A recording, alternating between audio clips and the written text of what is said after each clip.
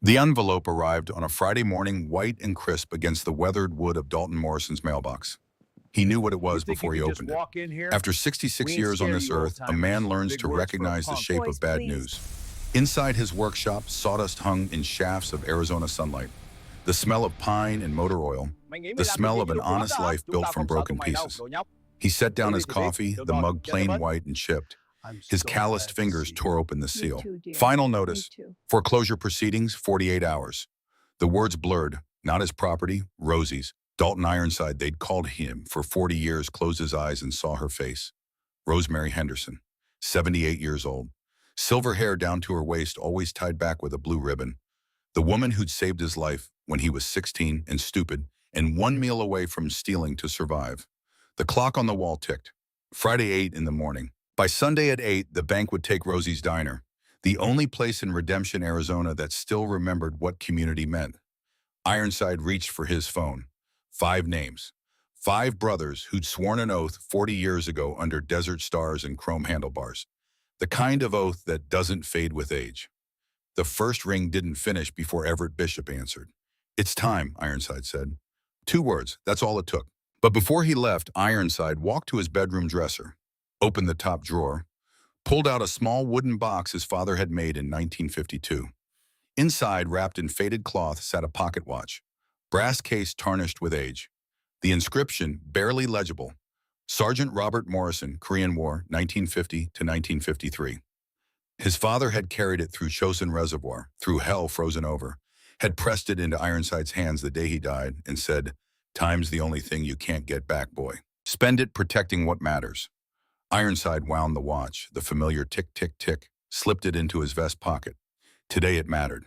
Rosie's diner sat on the corner of Main and Jefferson, like it had grown there, red brick chrome trim, a neon sign that had been buzzing since 1962. The year Rosemary Henderson and her husband Harold had opened the doors with $300 and a dream that everyone deserves a hot meal and a kind word. Harold was gone now, 10 years in the ground, but his spirit lived in every cracked vinyl booth, every coffee-stained countertop, every photograph taped to the walls. Black and white memories. Soldiers home from war. Biker clubs raising money for burned children. Families who'd lost everything finding something here. Ironside pushed through the door at 8:30. The bell chimed, the same bell that had welcomed him 50 years ago when he was a runaway kid with bruises on his ribs and hate in his heart. Rosie stood behind the counter pouring coffee for a trucker passing through. Her hands shook slightly. They always did now, age, she said, but Ironside knew fear when he saw it. "Morning, Dalton," she said, and her smile was the sun breaking through storm clouds. "Usual." "Yes, ma'am," she knew. He could see it in the tightness around her eyes. She knew about the foreclosure, knew about the $50,000 she didn't have, knew that the place she'd built with her husband's sweat and her own prayers was 48 hours from becoming a parking lot. But she smiled, because that's what Rosemary Henderson did. She smiled while the world burned and served coffee to broken men and made them feel for 1 hour like they mattered. Ironside sat at the counter, the same stool he'd occupied 1,000 times. The coffee came black and strong, the way Rosie had served it since Nixon was president. "You get the letter?" he asked quietly. Her hands paused over the pot. "Just for a second." "I did." 50,000. 50,000, she confirmed, her voice steady as bedrock. "I sold everything, Dalton. My car, Harold's tools, the savings bonds, got to 42,000, but 8 more." She shook her head. "Banks don't wait." "They should." She laughed soft and sad. "World doesn't work that way, honey. Never did." The trucker finished his coffee, left a $5 bill, and walked out. The diner was empty now, except for them. Before Ironside could respond, the door chimed again. 4 men walked in, moving with the synchronized purpose of men who'd ridden together through deserts and mountains and the long nights between. Everett Bishop, 68, built like a fireplug, scars on his knuckles from 100 righteous fights. They called him Bishop because he'd once been a preacher's son before the preacher's belt taught him that God's mercy had limits. Sullivan O'Malley Gearhead, 64, could rebuild a Harley engine blindfolded and had on a bet in 1979. Red beard going white hands permanently stained with grease that no soap could wash away. Atticus Kane, the Reverend 67, who'd found God again after finding the bottom of too many bottles. Spoke in a voice like distant thunder, calm and certain. Sterling Webb, Viper, 65, the quiet one. Snake tattoo running up his neck. 20 years in Army intelligence before the intelligence community decided he knew too much and cut him loose. They took their usual booth without a word. Rosie brought coffee without asking. This was ritual. Every month for 15 years, the first Friday, the old guard they called themselves. 5 men who'd once worn the patch of the most feared motorcycle club in America, Hell's Angels Arizona Charter. They'd retired their patches in the early 2000s, hung up the colors when age and wisdom finally outweighed pride and fury. But some things don't retire. Brotherhood, loyalty, the oath to protect your own. 48 hours, Ironside said when Rosie was out of earshot. Bishop cracked his knuckles. Old habit. How much? 50,000. She's got 42. Gearhead whistled low. That's a short 8,000 miles. Can't rob a bank no more, Viper said deadpan. They got cameras now. Funny, Reverend said. Real funny, Sterling. But no one laughed. They sat in silence, 5 old men watching Rosie move behind the counter, wiping down surfaces, checking the pie case, being the heart of a town that had forgotten what heart meant. We call the club? Bishop said finally. Ironside shook his head. We're retired. We're retired, Bishop agreed, but the oath ain't, and Rosie fed half the Arizona Charter when they were too broke to feed themselves. Reaper knows that. They all know that. Reaper, 36 years old, current president of the Hells Angels Arizona Charter. A new generation, but the same code, the same blood oath. Protect your brothers. Protect what's sacred. And Rosie's diner was sacred. Ironside pulled out his phone. The number hadn't changed in 20 years. He dialed. 2 rings. Ironside, Reaper's voice, young but hard, forged in the same fires that had made the old guard. Need to talk. It's about Rosie. Silence, then when now? We're rolling. The line went dead. At 2:15 that afternoon, Rosie's diner was half full. Lunch rush winding down. 3 booths occupied, 2 elderly couples, a young mother with twin boys who kept dropping crayons. Rosie was bringing out apple pie when the door opened. 5 young men walked in. Mid-20s, designer jeans that cost more than Rosie's monthly rent. Sunglasses indoors, the kind of confidence that comes from never being told no. The leader was tall, dark-haired movie star handsome in that way that makes you distrust a man on sight. He wore a leather jacket that had never seen a motorcycle, never known the highway wind. Draven Castellano, 26 years old, son of Vincent Castellano, the man who owned half of Arizona's commercial real estate and wanted the other half. The 4 with him were cut from similar cloth. Kyler Vance influencer, 3 million TikTok followers, phone permanently raised to always recording. Life as performance. Authenticity as brand. Jackson Kane, former college football player. Muscles on muscles, brain like a walnut. Washed out sophomore year when the steroids caught up with his kidneys. Cade Mercer lawyer's son, smirk like a paper cut, knew exactly where the legal lines were so he could dance on them. Finn Hudson, the follower. The yes man, the one who'd be crying first when consequences arrived. They took the center booth, loud, entitled. The mother with the twins gathered her children and left dropping a 20 on the counter without waiting for change. Rosie approached with menus and her professional smile. 50 years of customer service armor. Welcome to Rosie's. What can I get you boys? Draven looked at her like she was furniture. We're not eating. Then I'm afraid you'll need to leave. This is a restaurant, not a... We're here about your property, Mrs. Henderson. The diner went quiet. The 2 elderly couples stopped chewing. Rosie's smile flickered but held. I don't discuss business during service hours. Draven pulled a folded paper from his jacket, slapped it on the table. You're out of time, old woman. My father owns your debt, bought it from the bank this morning, and he's prepared to be generous. He unfolded the paper, a contract, pre-printed just waiting for a signature. Sell us the property today. We'll give you fair market value, $75,000. That's 25 more than you owe. Rosie's hands trembled. She clasped them together. This diner belonged to my husband and me. Built it with our own... Your husband's dead, Draven cut in. Dead people don't need diners. Sign the paper. At the counter, Ironside's coffee mug stopped halfway to his lips. His eyes blue as Arctic ice locked on Draven's reflection in the chrome napkin dispenser. Bishop's hand moved to his belt. Old instinct. No knife there anymore. He'd promised his daughter. Rosie straightened her spine. 78 years old, 5'3", maybe 90 pounds soaking wet. But in that moment, she was titanium. No. Draven blinked. What? I said no. This diner is my home. It's this community's home. It's where people come when they've got nowhere else. and I will not sell it to be turned into another soulless parking lot. Draven interrupted. It's going to be a parking lot for the casino my father's building. And you're going to be the stubborn old woman who stood in the way of progress. He nodded to Jackson. The big man stood, muscles rolling under his tight shirt. He walked around the booth, boots heavy on the checkered tile. Rosie took one step back. Just one. Proud. Unbroken. Jackson grabbed her wrist.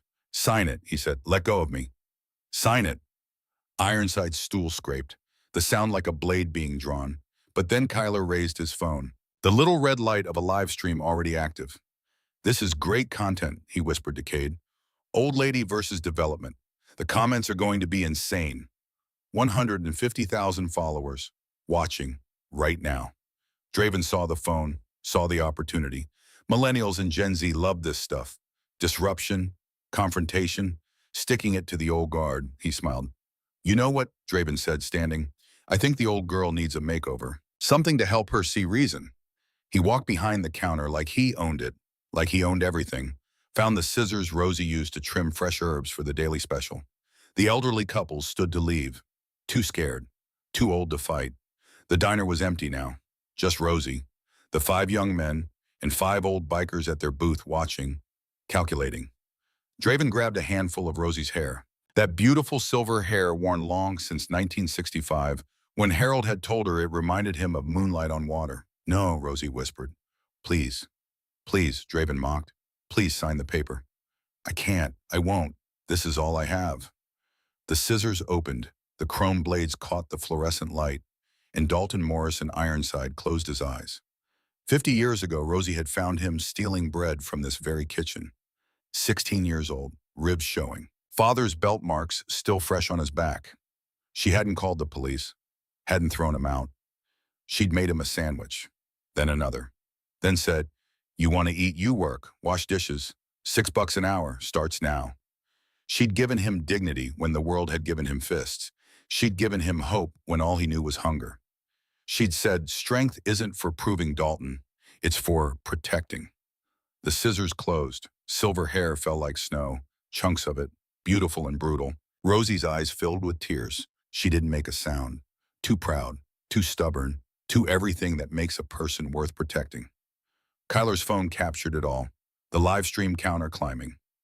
200,000 viewers, 300,000. Comments scrolling, OMG, this is crazy. That poor woman, someone stop them. This is so messed up, but no one stopped them. Draven cut and cut and cut until Rosie's hair was gone, butchered, uneven. The blue ribbon on the floor among the silver strands. There, Draven said, stepping back. Now you look like what you are. Old, used up, worthless. He dropped the scissors. They clattered on the counter. You've got until Sunday morning. 8 a.m. Sign the paper or the bank takes it all. Your choice, Grandma. He turned to leave, his 4 friends following. Laughing, Jackson high-fiving Cade, Finn looking uncomfortable but silent. Kyler still filming, already planning the edit, the hashtags, the viral moment. They were almost to the door when they heard it. Motorcycles, not 1, not 2, 25. The sound built like a coming storm, that deep, throaty roar of Harley-Davidson engines.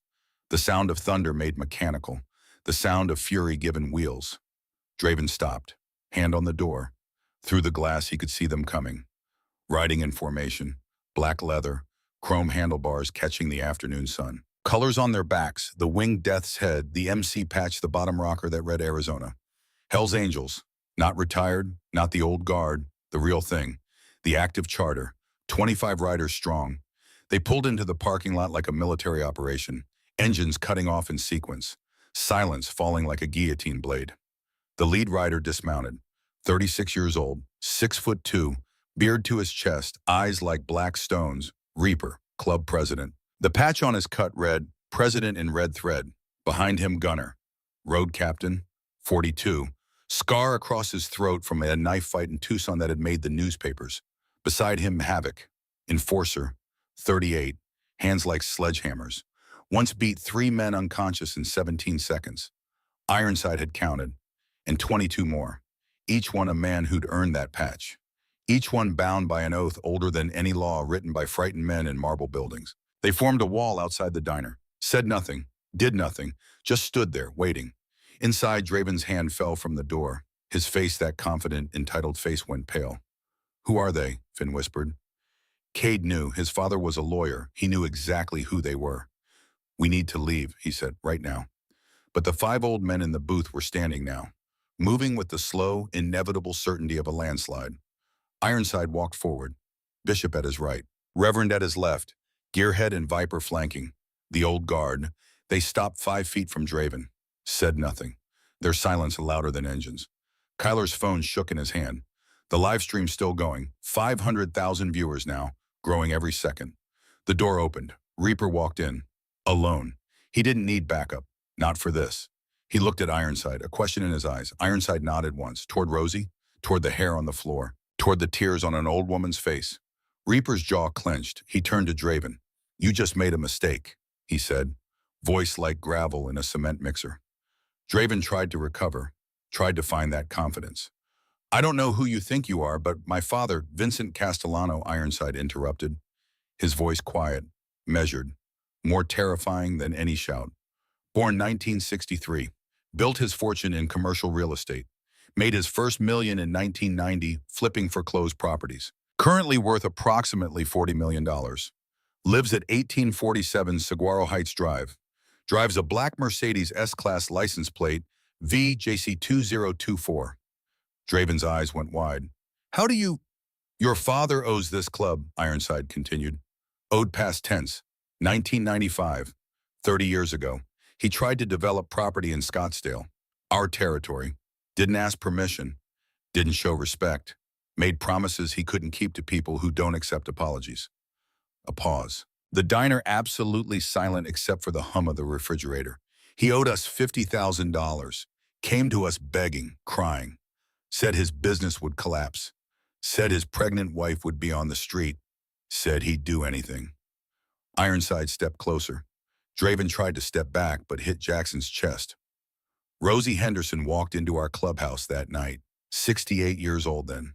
She'd heard about it somehow, always knew everything happening in this town. She asked us to give him time, to show mercy. She said that man has a baby coming. Every child deserves a father. Another step. Draven's back against the wall now. We gave him time. He paid his debt. We let him build his empire. And his son, you just cut the hair off, the only reason your father isn't buried in the desert. The words hung in the air like smoke. Kyler's phone showed the view counter 800,000. Comments screaming past too fast to read. Draven found his voice.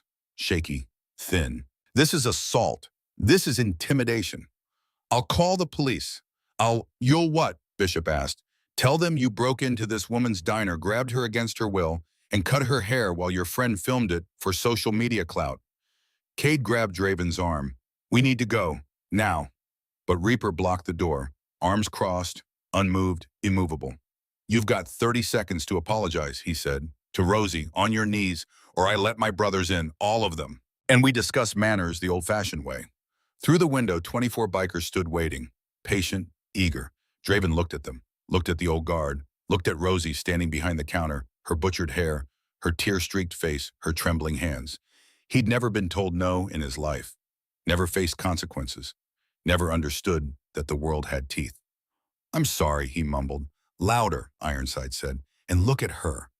Draven raised his eyes, met Rosie's gaze. Saw something there he'd never seen in a mirror, real strength, the kind that comes from surviving decades of loss and still choosing kindness. "I'm sorry, Mrs. Henderson."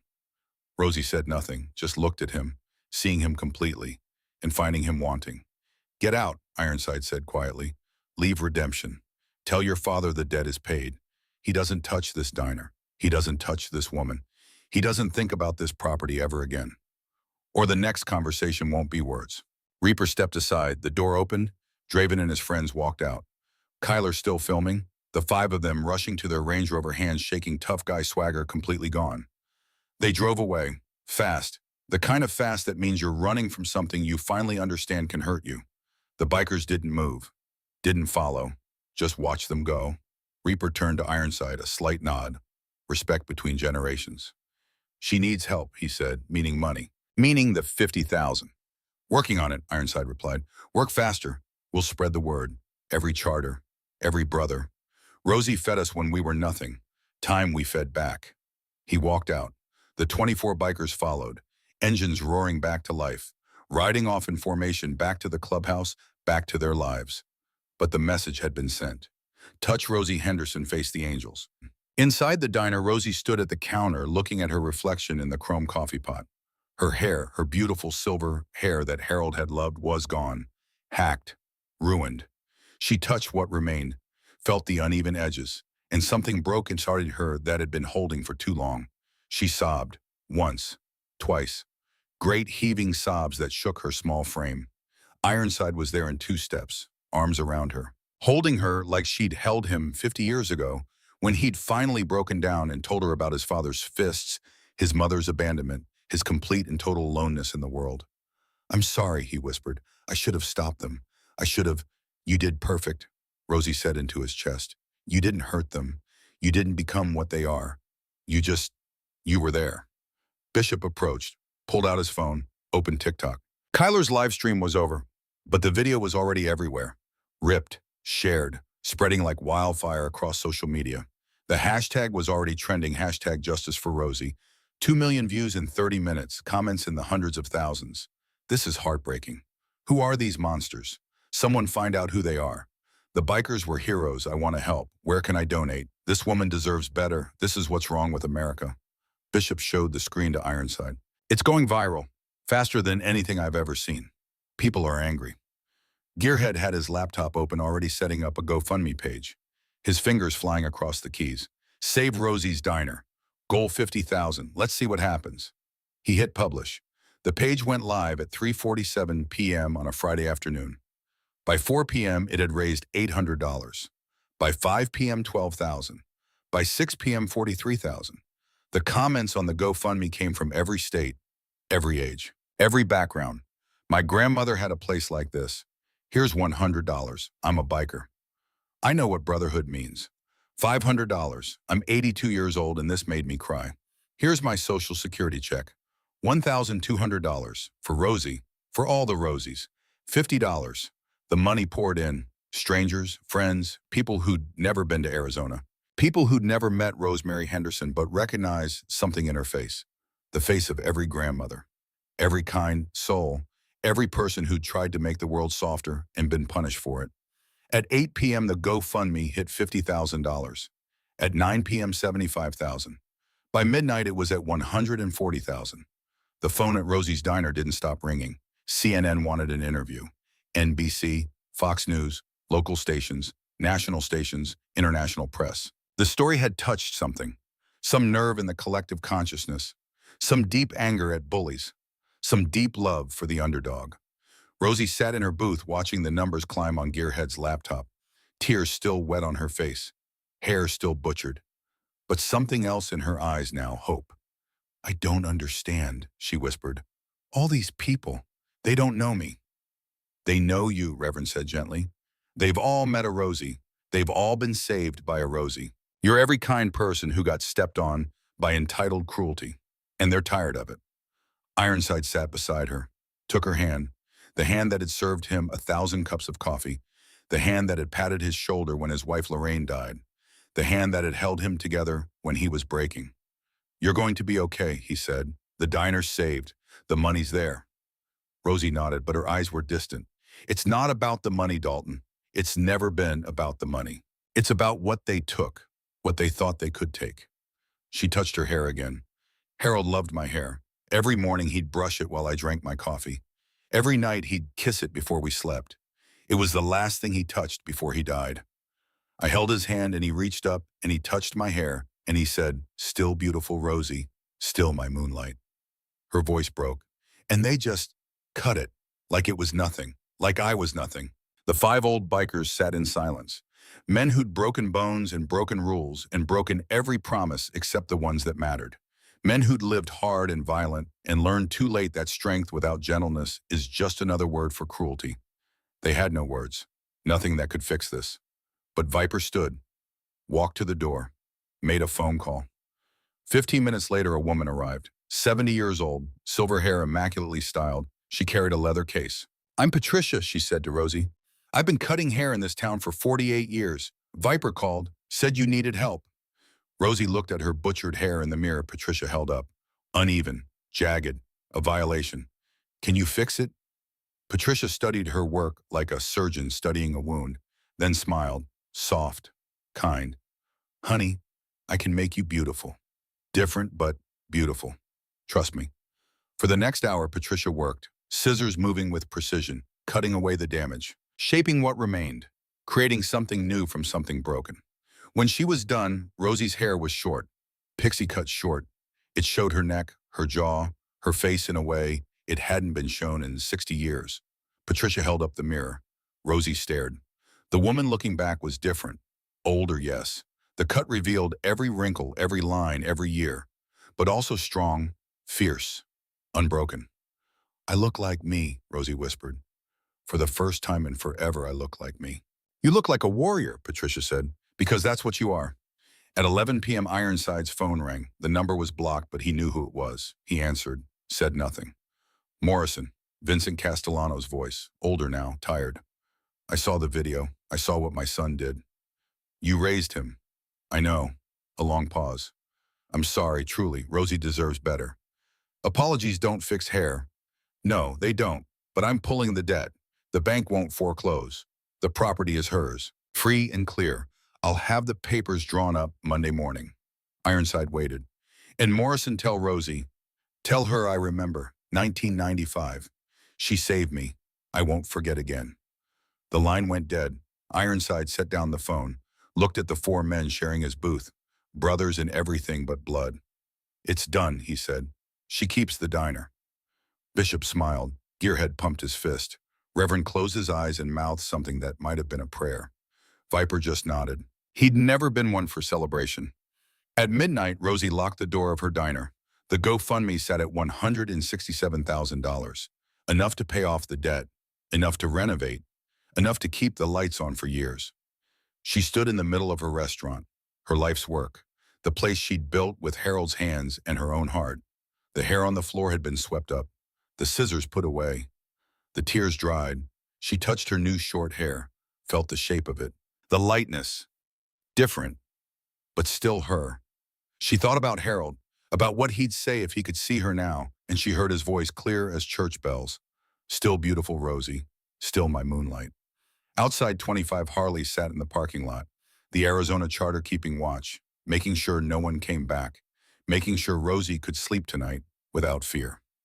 Reaper sat on his bike smoking a cigarette watching the dark street, Gunner beside him, Havoc on the other side. Think they'll come back? Gunner asked. Reaper took a long drag, exhaled smoke into the desert night. No, they learned today. Some lessons only come once. And if they didn't learn, Reaper smiled, no humor in it, then they get the follow-up course, the kind that leaves scars. Inside the diner, Rosie turned off the lights one by one. The neon sign, the dining room, the kitchen. In the darkness, she stood at the counter, ran her hand along the worn surface, felt every nick, every scratch, every imperfection that came from decades of service. This was her home, her purpose, her legacy. And no one, no entitled child, no corporate developer, no force in this world would take it from her. She touched her hair one more time, then smiled. Different but beautiful, broken but undefeated. Tomorrow would come. Sunday morning, 8 a.m., the deadline that no longer mattered. But tonight, Rosie Henderson stood in her diner surrounded by the ghosts of every meal served, every kind word spoken, every life touched. And she was not alone. Outside, engines rumbled, brothers keeping watch. Inside, memories hummed, a lifetime of love refusing to die. Rosemary Henderson turned 79 in 3 months. She had silver hair now short and fierce. She had a restaurant full of history. She had a community that loved her. And she had 5 old bikers who'd sworn 50 years ago that strength was for protecting. The storm had come, but the diner still stood. The Arizona sun rose Saturday morning like a promise. Ironside watched it from his porch, coffee steaming in the cool desert air. 40 hours left on the original deadline. But Vincent Castellano's word had made it irrelevant. Or so he thought. His phone buzzed. Reaper's number. We got a problem. Ironside set down his cup. Talk. Castellano called me an hour ago, says his son went missing last night. Draven and his 4 buddies. Vincent's worried they're going to do something stupid. Stupid like what? Like finish what they started. Ironside was moving before Reaper finished the sentence. Keys, wallet, the leather jacket he hadn't worn in 15 years, still hanging in his closet like a museum piece. He pulled it on, the weight familiar, comforting. The patch was gone, he'd turned it in when he retired. But the leather remembered. Every mile, every brother, every oath. His Harley sat in the garage. 1978 shovelhead rebuilt 3 times polished until the chrome could blind you. He straddled it, kicked it to life. The engine roared that deep primal sound that makes weak men nervous and strong men smile. He rode. The clubhouse sat 15 miles outside Redemption.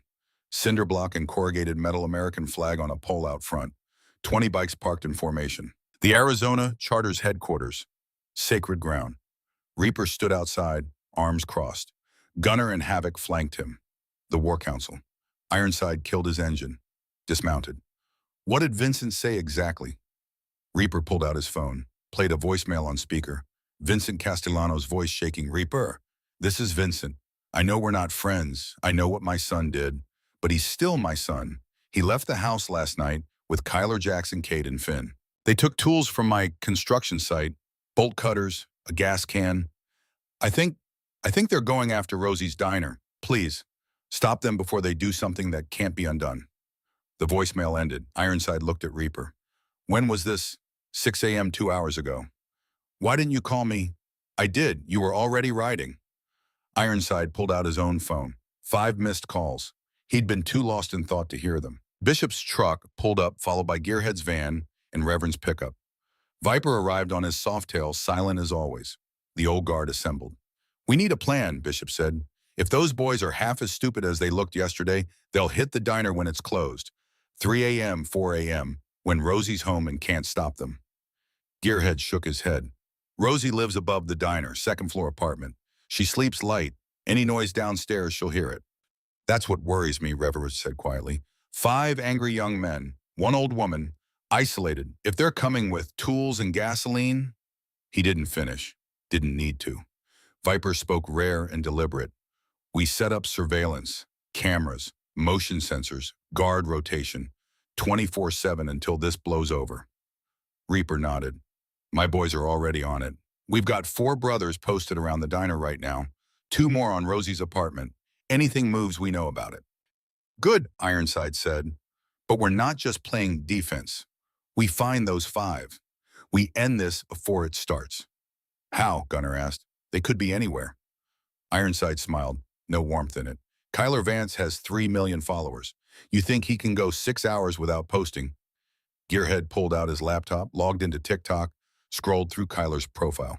There, posted 90 minutes ago, a video, Kyler in a car face tight with anger and shame. The caption, sometimes you gotta finish what you started. Stay tuned. The comments were brutal. You're disgusting. Leave that woman alone. The bikers are going to destroy you. This is why your generation is trash.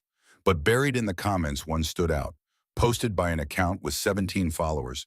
Do it. Show them you're not scared. Gearhead clicked the profile. Cade Mercer, the lawyer's son. He scrolled through Cade's posts, found one from 30 minutes ago, a photo. The 5 of them in a parking lot. Behind them a signed construction site, Castellano Development. No trespassing. Gearhead zoomed in on the sign. Read the small print. The address. Got them. 20 minutes later, 15 motorcycles rolled up to the construction site. Ironside in front, the old guard behind him, Reaper and 9 current angels bringing up the rear. The gate was open. Fresh tire tracks in the dirt. They rode in slow, engines rumbling like controlled thunder. The construction site was massive. Future casino, concrete foundations poured, steel beams reaching toward the sky, construction equipment scattered across 2 acres. And there in the center, next to a half-built wall, a black Range Rover. Draven's car. Ironside raised his fist. The bike stopped, engines idling. The 5 young men stood beside a pile of equipment. Bolt cutters, crowbars, 2 5-gallon gas cans. They froze when they saw the bikes. Draven tried to recover, tried to find that arrogance. You can't be here. This is private property. My father's property. Ironside dismounted, walked forward. The other 14 bikers stayed on their machines. A wall of leather and chrome and barely contained violence. Your father called us, Ironside said. Told us what you took. Told us what you're planning. We're not planning anything, Jackson said, too quickly, too defensive. Bishop laughed, dark and low. You got bolt cutters and gasoline? What are you building, a barbecue? Finn started crying, just broke down, shoulders shaking. I told them this was stupid. I told them we should just apologize and move on. But Draven said we had to send a message, had to show we're not. Shut up, Finn, Draven snapped. But Finn kept talking, words tumbling out like confession. We were going to cut the power to the diner, break in through the back, pour gas on the kitchen, light it, make it look like an electrical fire. Cade said his dad could make sure the investigation went our way, make sure no one got blamed. Silence. The kind of silence that comes before storms, before earthquakes, before the world breaks open and shows its teeth. Reaper dismounted, walked past Ironside, stopped 5 feet from Draven. You were going to burn down an old woman's home, he said, flat, emotionless, while she slept upstairs. We weren't going to hurt her, Draven stammered. Just the building. Just send a message that. Reaper's fist moved faster than thought, connected with Draven's jaw. The sound like a hammer on meat. Draven went down hard, bleeding, conscious but broken. Jackson moved, big muscles, football instincts. Havoc was faster, grabbed Jackson's arm, twisted. Something popped. Jackson screamed. Cade and Kyler ran, just turned and sprinted. They made it 15 feet before Gunner and 2 other angels cut them off. Grabbed them, held them. Finn stayed on his knees, crying hands up. I'm sorry, I'm so sorry. I didn't want to, I swear I didn't want to. Ironside walked to the pile of equipment, picked up one of the gas cans. Heavy, full. He looked at Draven still on the ground, holding his bleeding mouth. Do you know what fire does to an old building? Ironside asked. Conversational. Calm. Wood that dry, that old, it goes up in minutes. The smoke fills the 2nd floor first. She'd never make it down the stairs. She'd die choking, scared, alone, while you 5 drove away and celebrated. He poured the gasoline on the ground, all of it, 5 gallons soaking into the dirt. You were going to murder Rosie Henderson, not legally, but morally, spiritually. You were going to kill a 78-year-old woman because she wouldn't sell you her home. Draven coughed, blood on his teeth. My father will. Your father is the one who told us where to find you, Bishop interrupted. Your father is done protecting you. You're on your own now, boy. Reverend stepped forward. The preacher, the man who'd found God after crawling through every hell there was. Son, he said to Draven, voice like distant thunder. I've done terrible things in my life, hurt people who didn't deserve it, broken every commandment worth breaking, but I never raised my hand to someone who couldn't fight back. That's not strength. That's cowardice wearing a mask. He knelt down. Eye level with Draven. You have a choice now. You can learn from this. Or you can become the thing everyone sees in that video. The entitled child who cuts old women's hair and burns their homes. That's your legacy right now. That's what the world knows you as. You want to change it, you're going to have to earn it. Kyler's phone was out, shaking in his hands, recording everything. Viper plucked it from his fingers, looked at the screen. The live stream was active. 400,000 viewers. He held it up so Draven could see. The world's watching, kid. What are you going to do? Draven looked at the phone, at the comments scrolling past. He deserved that punch. They were going to kill her. These kids are monsters. This is attempted murder. Call the police, make them pay. He looked at his 4 friends, Jackson clutching his dislocated shoulder. Cade and Kyler held by angels. Finn still crying.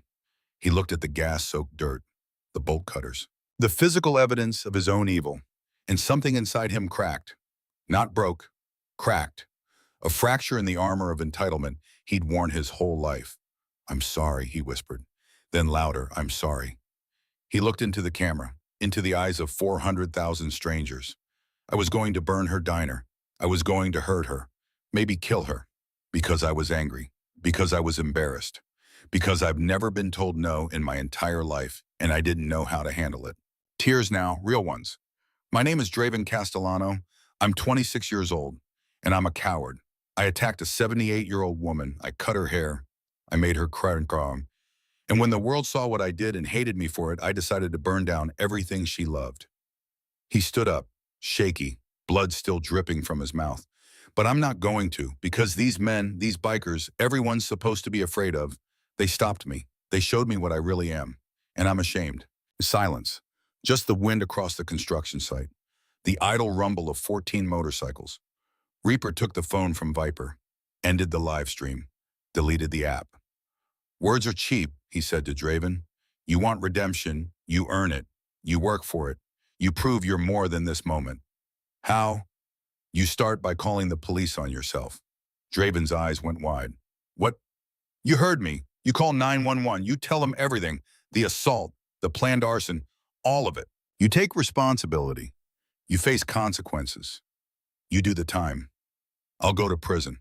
Maybe, probably, yeah. Reaper shrugged. That's what happens when you try to murder old ladies. But here's the thing, kid. You go to prison, you serve your time, you come out, you get a second chance at life. You run from this. You spend the rest of your days looking over your shoulder waiting for karma to collect. Kate found his voice. This is insane. We have rights. We have lawyers. We don't have to. Bishop walked over to him, looked down, 6 inches taller, 60 pounds heavier, 40 years meaner. You got rights, Bishop agreed. You also got a choice. You call the cops yourself, show remorse. Maybe the judge goes easy. We call the cops, show them this equipment, that live stream, those 400,000 witnesses, you're done. All 5 of you. Conspiracy to commit arson, attempted murder, hate crime against a senior. You'll die in prison. Finn was already pulling out his phone. I'll call. I'll tell them everything. I don't care anymore. I just want this to be over. He dialed 911, put it on speaker. The operator answered. Calm, professional. 911, what's your emergency? Finn's voice shook. My name is Finn Hudson. I'm at the Castellano construction site on Route 77. I need to report a planned crime, attempted arson. We were going to burn down Rosie's diner. We had gasoline, we had tools. But we got stopped. I want to confess. I want to turn myself in. The operator paused. Sir, are you in immediate danger? No, but I need the police. We all do. There's 5 of us. We need to be arrested before we hurt someone.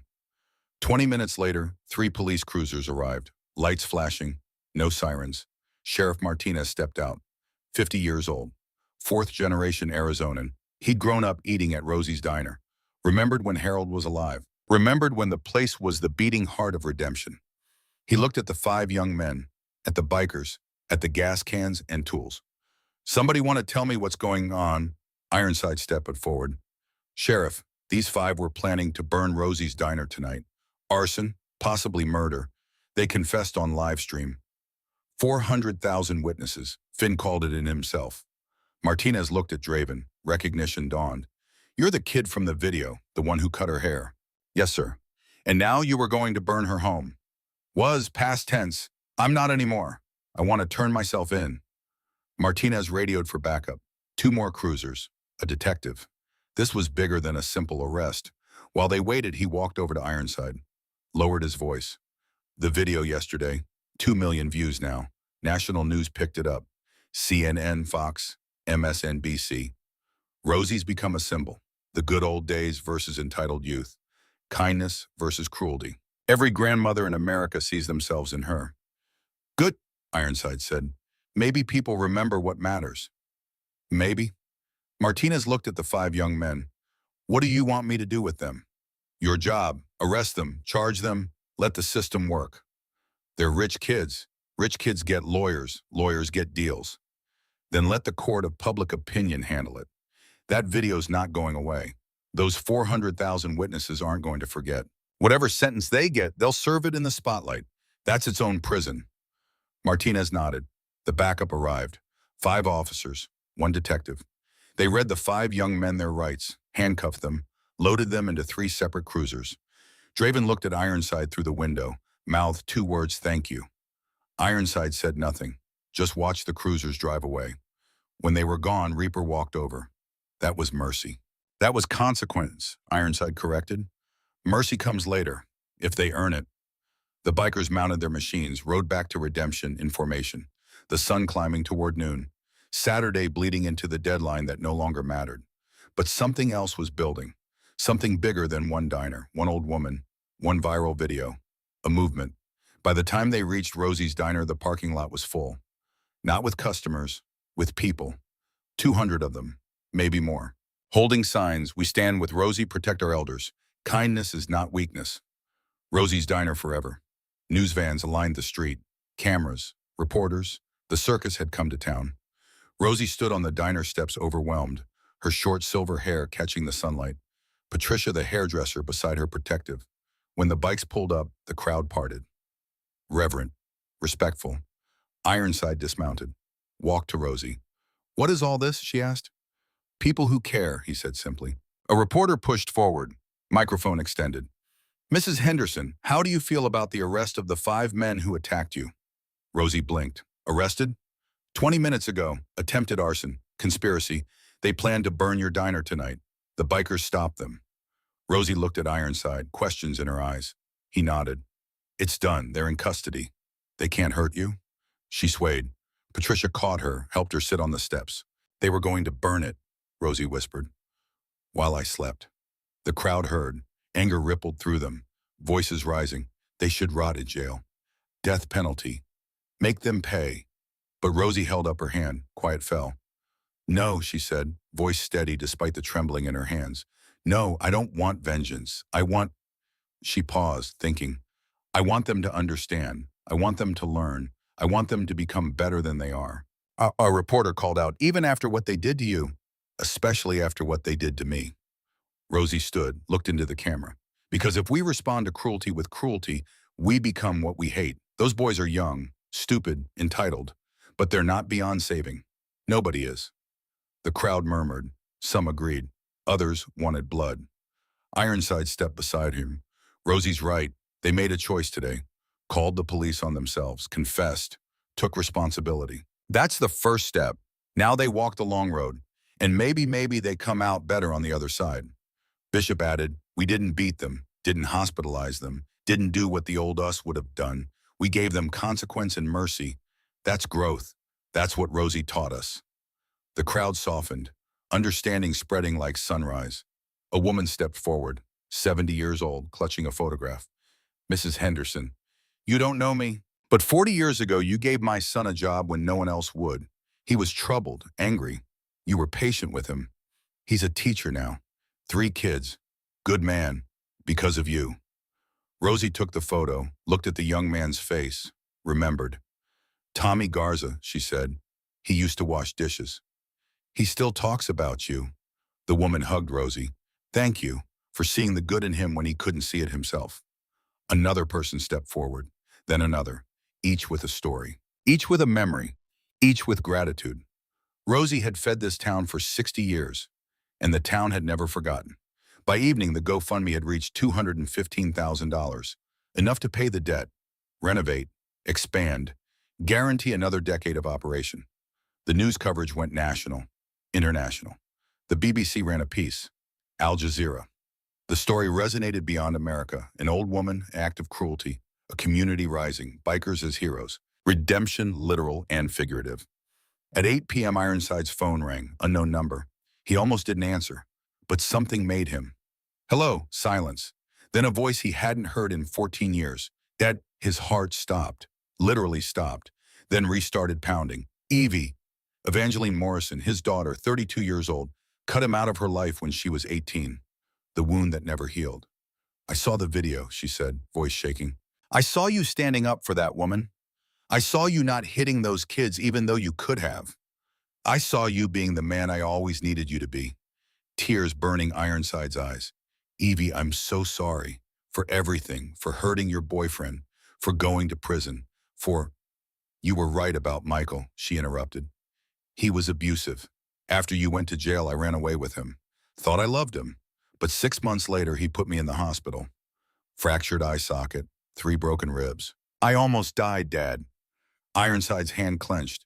The rage, the old familiar rage rising like fire. "Where is he now?" Voice like gravel. "Prison. 10 years for aggravated assault. He's been in for 12 years now." "Good." Silence. Then Evie spoke again, softer. "I hated you for so long. For being violent. For using your fists instead of words. But when Michael was beating me, when I was on the floor bleeding, I understood. Sometimes violence is the only language evil understands. Evie, I'm married now to a good man, David. He's kind, gentle. Everything Michael wasn't. We have 2 kids. Waylon is 9. Magnolia is 6. Your grandchildren." Ironside sat down hard. Grandchildren. A family he'd never met. I want you to meet them, Evie continued. I want them to know their grandfather. The real one. Not the monster I made you into in my head, but the man in that video. The one who protected instead of destroyed. I'd like that, Ironside managed, voice thick with emotion. I'm in New York now, Brooklyn. Can you come? Next month, maybe Waylon's birthday is April 15th. I want you there. I'll be there, I promise. And Dad, the woman in the video, Rosie, can you bring her? I want to meet the person who taught you how to love. Ironside looked through the diner window. Rosie inside serving coffee, to the crowd smiling despite everything. I'll ask her. I think she'd like that. They talked for another hour, catching up on 14 years, filling the holes, building bridges over chasms. When he hung up, Ironside sat in his truck and cried. Great heaving sobs that shook his whole body. Release, relief, redemption. The old guard found him like that. They didn't ask questions, just sat with him. Brothers understanding that some pain is too big for words. Finally, Bishop spoke. Good news or bad news? Good, Ironside said, voice raw. Evie called. She wants me to meet my grandkids. Wants to be family again. 4 old bikers smiled, genuine, joyful. Then this was all worth it, Reverend said. Rosie's saved. Your daughter's back. The circle completes. But Viper frowned, always the tactical one, always seeing 3 moves ahead. It's not over. What do you mean? Gearhead asked. Vincent Castellano.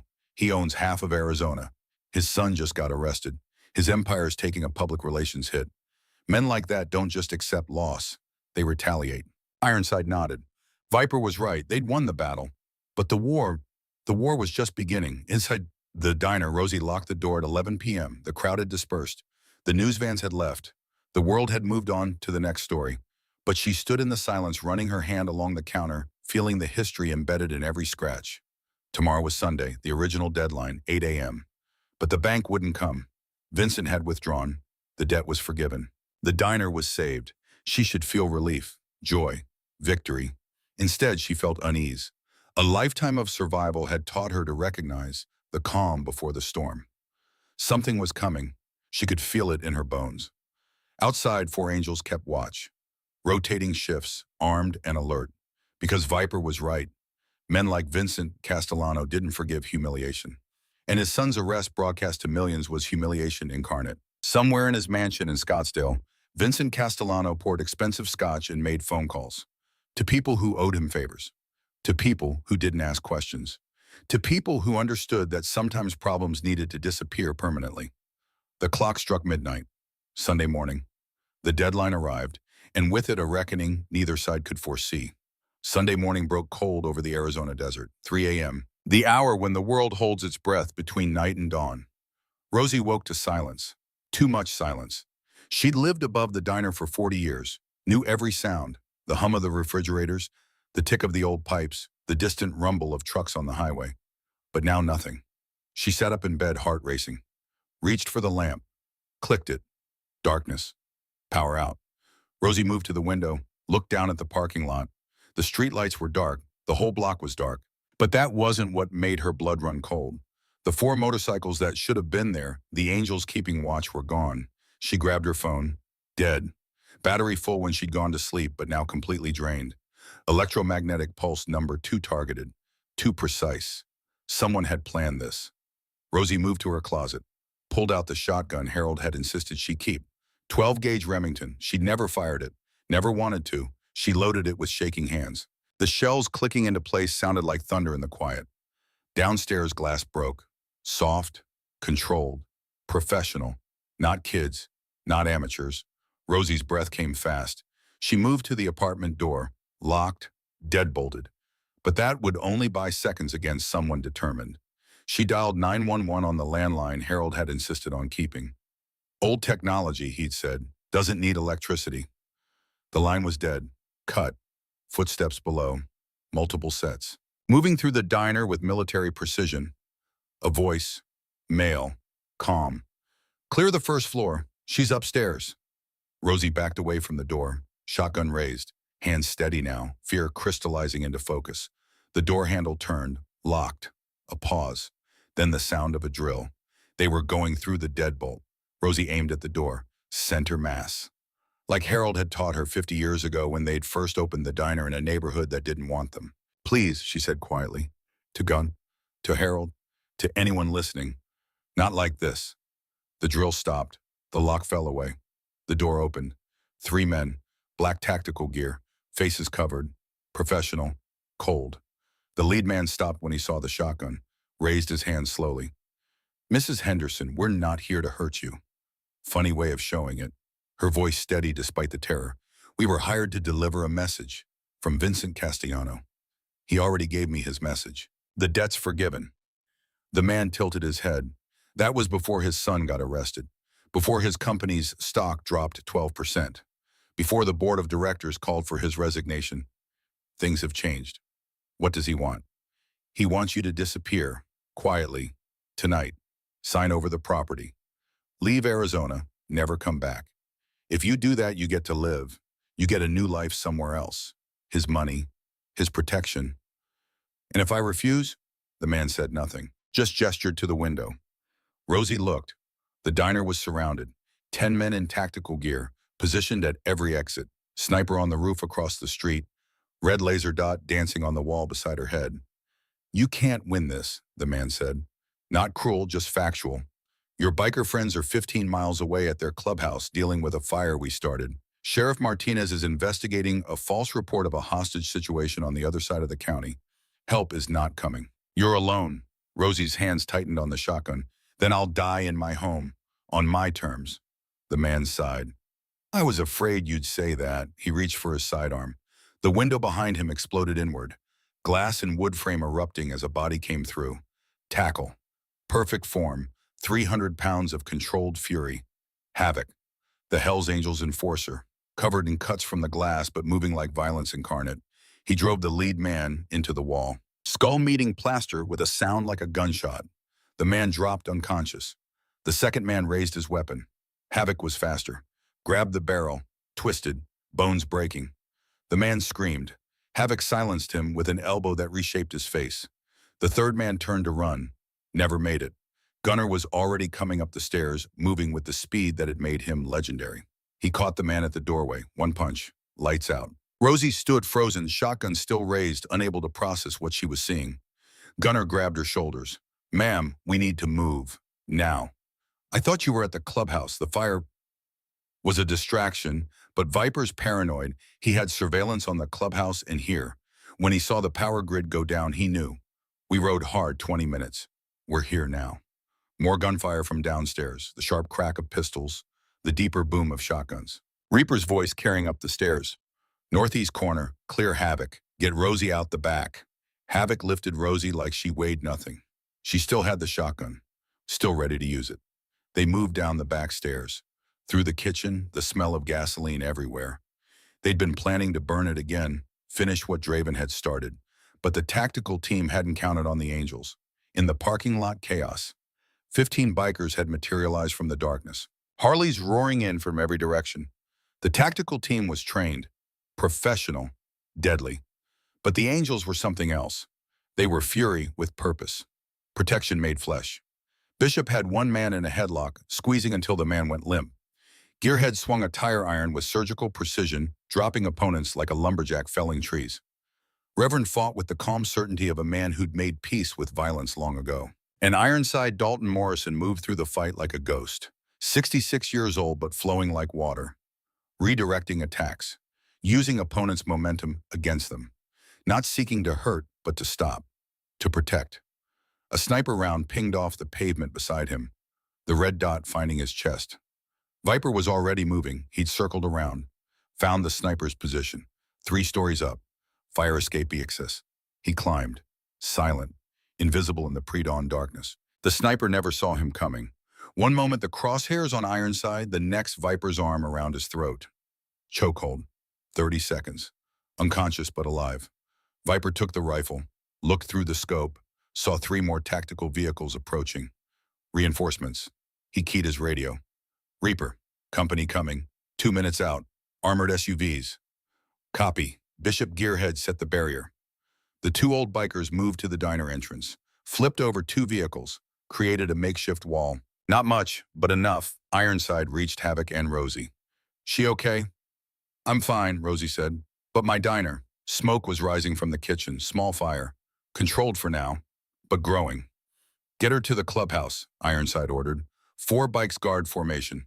Go now. Havoc nodded, mounted his bike. Rosie climbed on behind him, still clutching her shotgun. 3 more angels formed up around them.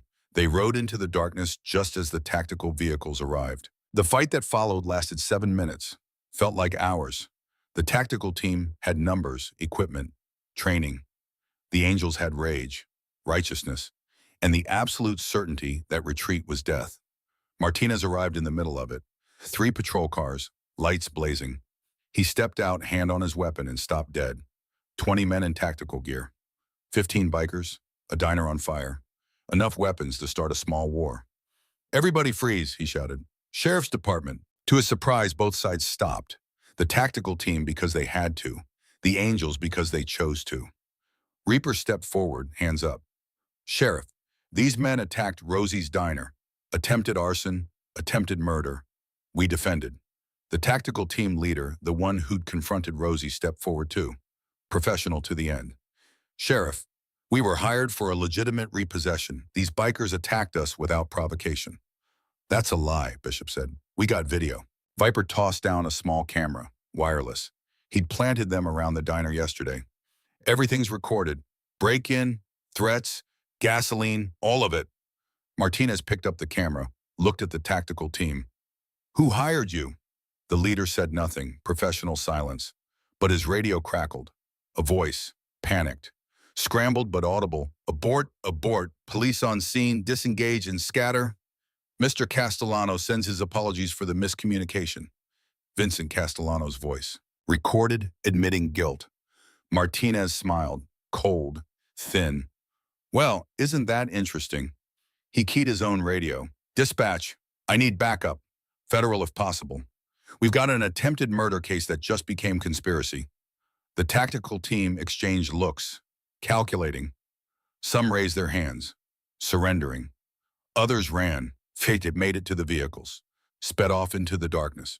But Viper had already radioed ahead. Angels from 3 other charters were rolling in, blocking roads, cutting off escape routes. By sunrise, all 20 tactical team members were in custody, and Vincent Castellano was waking up to FBI agents at his door with a warrant for his arrest. The fire at Rosie's diner was contained. Damage to the kitchen. Smoke throughout, but the structure held. The heart remained. At 7 a.m. Ironside sat on the diner steps exhausted, adrenaline fading, pain setting in. He had bruises blooming across his ribs, split knuckles. A cut above his eye that'd need stitches, but he was smiling. Martinez walked over, sat beside him. You know this is going to be a nightmare of paperwork. Worth it.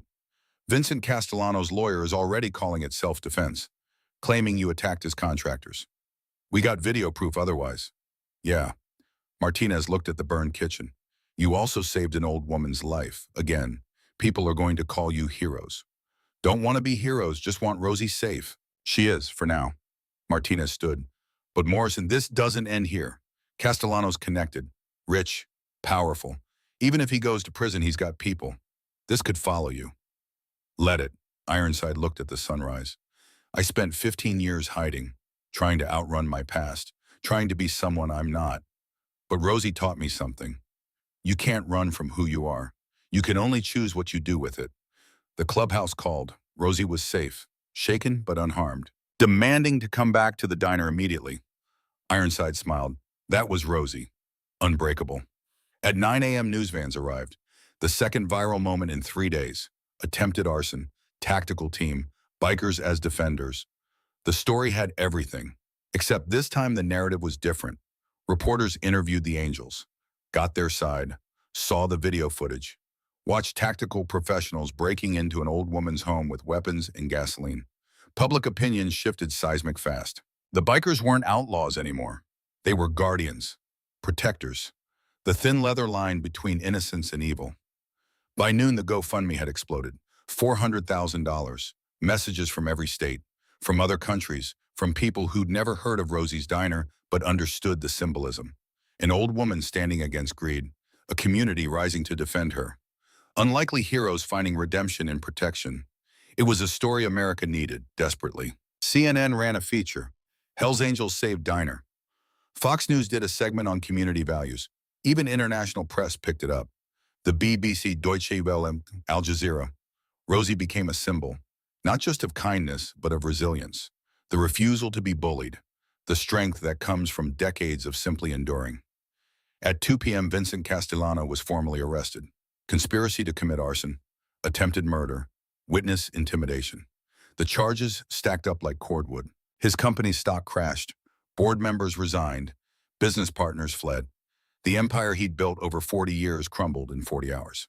And in his cell waiting for bail that might not come, he finally understood what Rosie had known all along. Money doesn't buy character. Power doesn't grant wisdom. And sometimes the people you step on are standing on bedrock while you're built on sand. Draven Castellano watched his father's arrest on the television in the county jail common area, saw the footage, saw the tactical team, saw what his tantrum had escalated into. He put his head in his hands and wept. Finn sat beside him. "Your dad really tried to kill her." "Because I was embarrassed," Draven whispered. "Because I couldn't handle being humiliated, and now people could have died. Rosie could have died, all because I'm a spoiled child who never learned that no means no." "So what do we do?" Kyler asked. His phone had been confiscated. 3 million followers wondering where he went. The silence eating him alive. Jackson, arm in a sling from his dislocated shoulder, spoke up. "We take our punishment. We change. Or we don't. But we can't undo it." Cade, the lawyer's son, nodded. "My dad says we're looking at real time, even with deals, even with good behavior. We'll be mid-30s before we're out." "Good," Draven said. Everyone looked at him. "I mean it. I need to learn. We all do. And if prison is what it takes, then that's what we do." At 6 p.m., Rosie returned to her diner. The angels had worked all night, cleaned the smoke damage, repaired the broken window, replaced the burned section of kitchen. It wasn't perfect. The smell of smoke lingered, scorch marks on the ceiling, but it was standing. She walked in and stopped, tears flowing freely. The walls were covered in photographs. New ones, printed from social media, messages from supporters, children's drawings, letters from across the country. "We thought you'd want to see," Ironside said quietly, "how many lives you've touched." Rosie walked slowly, reading each message, seeing each face, understanding for the first time the impact of 60 years of kindness. In the center of the wall, someone had hung a new photograph. Rosie with her short silver hair, standing between Ironside and Reaper. Defiant, unbroken, fierce. The caption read, "Strength isn't about fighting, it's about standing." So at 8 p.m. the deadline passed, meaningless now.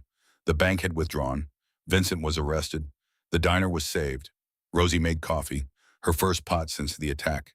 The familiar ritual soothing her shattered nerves. The old guard sat in their usual booth, Ironside beside Rosie at the counter. "Thank you," she said quietly, "for everything." "You did the same for us," Bishop replied.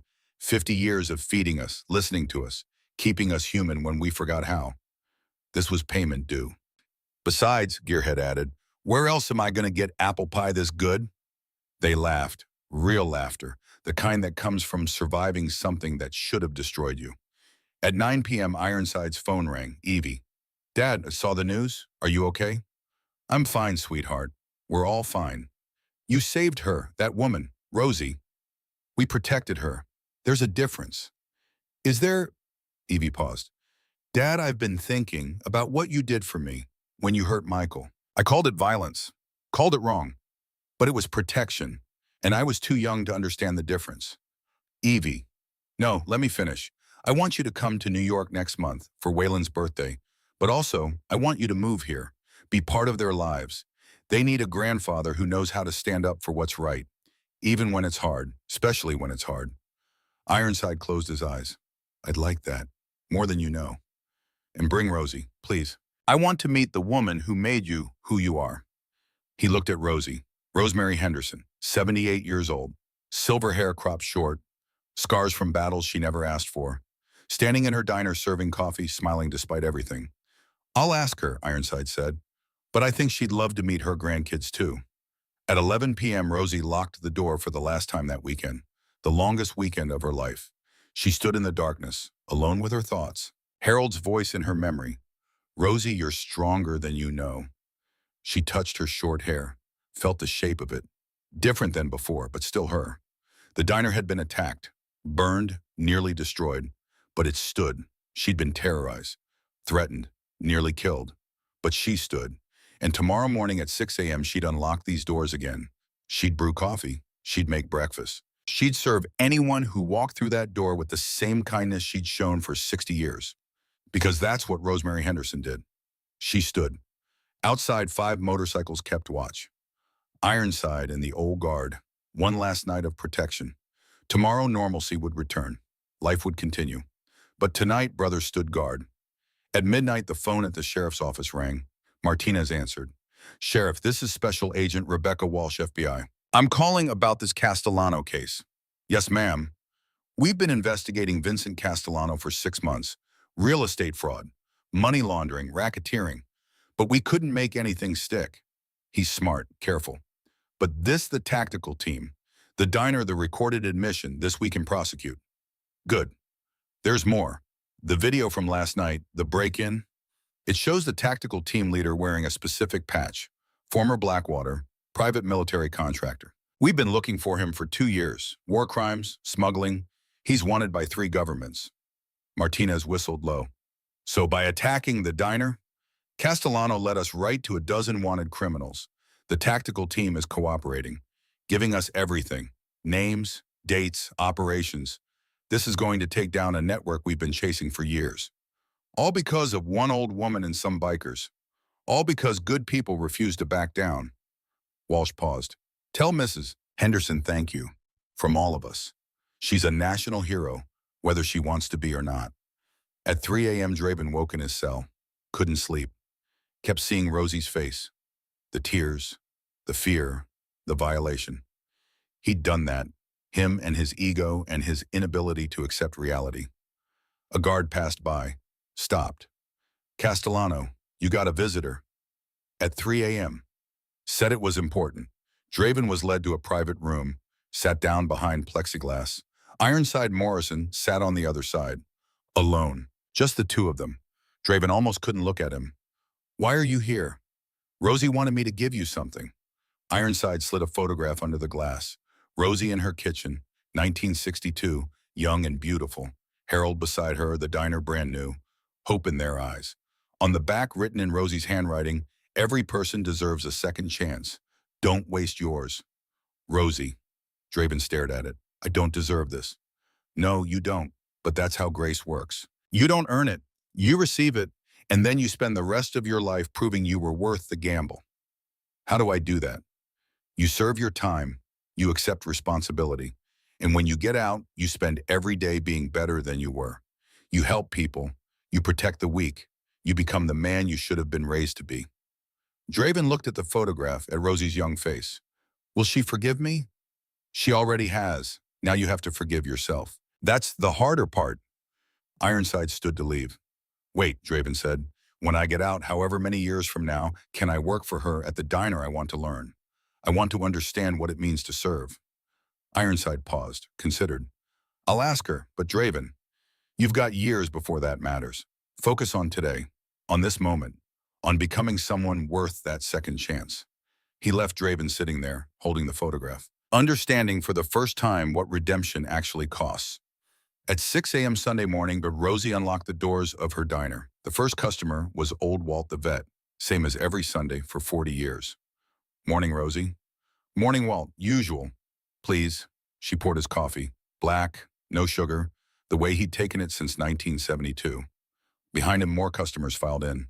Some new, drawn by the news coverage, some old. Her regulars who'd never left. The kitchen still smelled like smoke. The walls still had scorch marks. But the coffee was hot, and the bacon was frying, and life was continuing. Because that's what life does. It continues. Despite violence, despite terror, despite everything that tries to break it. At 8 a.m. a family walked in. Young couple, 2 kids, tourists from Ohio. "Are you really Rosie?" the mother asked. "From the videos, I am. We drove 8 hours to eat here, to support you, to show our kids that kindness matters." Rosie smiled. "Then sit anywhere. Breakfast is on me." They ate, they talked, they left a $100 tip and took 100 photographs. And Rosie served them with the same grace she'd shown for 6 decades. Because fame hadn't changed her. Violence hadn't broken her. Nothing could. At noon, Ironside walked in, Sat at the counter. Rosie poured coffee without asking. Evie wants us to come to New York next month, he said. Waylon's birthday. I'd like that. She wants me to move there. Be part of their lives, Rosie paused. That's wonderful, Dalton. You should go. What about you? What about the diner? The diner will be fine. I've got help now. The community's watching. And you've got a family waiting. Don't make them wait another 14 years. He nodded. Will you come visit? Try and stop me. They sat in comfortable silence. Two old souls who'd survived everything the world threw at them. Still standing, still fighting, still kind despite every reason not to be. At 8 p.m. Rosie locked up. Another day survived, another victory for persistence. She climbed the stairs to her apartment, looked out the window at Redemption, Arizona. Her town, her home. Tomorrow would bring new challenges, new customers, new stories. But tonight she was simply grateful. For life, for community, for second chances, for short silver hair that reminded her she was strong, for a diner that refused to burn, for bikers who became family, for the long road that brought her here. She touched the photograph Ironside had given Draven, the one of her and Harold young and hopeful. We did good, Harold, she whispered. We built something that lasts. And somewhere in memory or spirit or the space between, Harold smiled, because he'd always known. Rosemary Henderson was stronger than anyone imagined, including herself. The cut had tried to break her, but instead it had revealed what was always there. Unbreakable, unconquerable, undefeated. A woman made of kindness and steel. And that was stronger than any force on earth.